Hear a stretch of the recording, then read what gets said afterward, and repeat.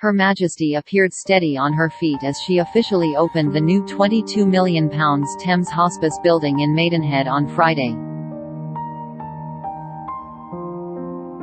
In a video by Alison Sharp, one of the volunteers at the hospice who lined up to catch a glimpse of the Queen during her surprise visit, the 96-year sovereign can be seen leaving the building in short, quick strides while speaking to one of her hosts. The Queen smiled widely and waved at some of the well-wishers, before bidding farewell to her host and departing from the hospice. Some eagle-eyed royal watchers noticed the monarch presented a purple bruise on the back of one of her hands. Nevertheless, Mrs. Sharp, 59, stressed the Queen appeared in excellent form. Asked how the Queen looked, she told Express. Co.uk, she had her stick with her but she walked quite purposefully. Being somebody of that age, you do easily bruise. But nobody at all commented on her health. She looked very well. Speaking further about the royal visit, Mrs. Sharp said, "It was thrilling, it was magical actually. She was sparkling and so happy and obviously very pleased to be doing the visit.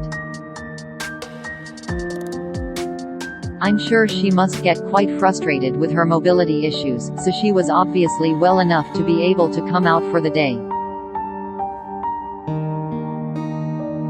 It just made it so special. The expectation and excitement of seeing her was palpable. You could feel that through the crowd there." The Queen was accompanied to the Maidenhead Hospice by her daughter Princess Anne. This move was described by the Daily Express royal correspondent Richard Palmer as a fall-back position. Given the monarch has been experiencing episodic mobility issues over the past months which, at times, had forced her to pull out of events, Mr. Palmer believes the palace is now pairing up the Queen with other members of her family to make sure, even if the monarch needs to pull out of an engagement last minute, royal fans will still be able to enjoy the visit of a member of the firm.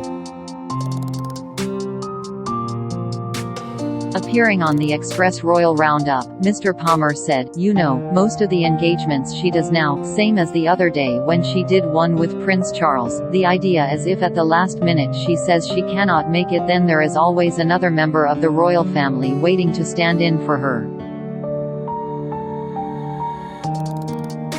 During her visit to Maidenhead, the Queen met one of the hospice's patients, Pat White, and her husband Graham.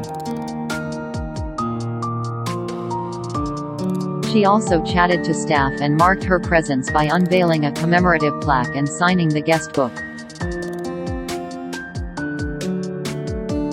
This was the fourth visit to a Thames hospice, an organization providing palliative care to people with life-limiting illnesses, carried out by the sovereign, and it took place 35 years after she unveiled the first hospice of this organization in November 1987.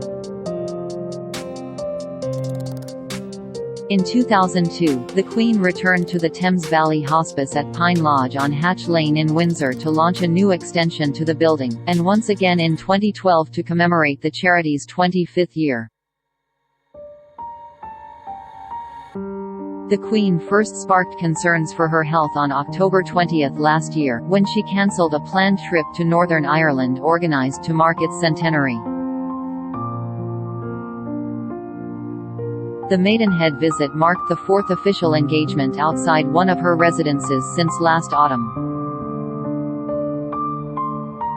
In March, the monarch headed to Westminster Abbey for the service of Thanksgiving dedicated to Prince Philip. In May, she surprised royal fans by joining Prince Edward at Paddington Station for the launch of the Elizabeth Line. A few weeks later, she joined other royals to tour the Chelsea Flower Show, albeit on a golf cart.